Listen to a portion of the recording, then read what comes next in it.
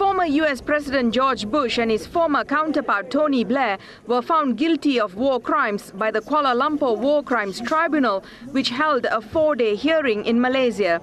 The 5-panel tribunal unanimously decided that Bush and Blair committed genocide and crimes against peace and humanity when they invaded Iraq in 2003 in blatant violation of international law.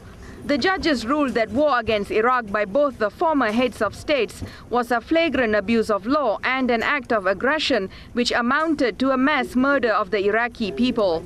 Bush and Blair are found guilty under the same law that applied to the Nazis after the end of World War II.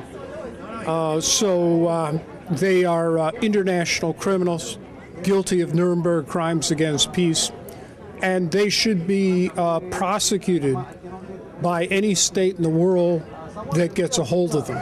And we will continue our efforts to bring Bush and Blair to justice and put them in jail. In their verdict, the judges said that the United States, under the leadership of Bush, forged documents to claim that Iraq had weapons of mass destruction. They further said the findings of the tribunal be made available to members of the Rome Statute and the names of Bush and Blair be entered into a war crimes register. There is also a recommendation that this be circulated to states because all states have universal jurisdiction. And therefore, whenever Bush or Blair appear within their shores, there is an obligation under international law to commit these criminals, international war criminals, through the justice system. Both Bush and Blair have repeatedly said the so-called war against terror was targeted at terrorists.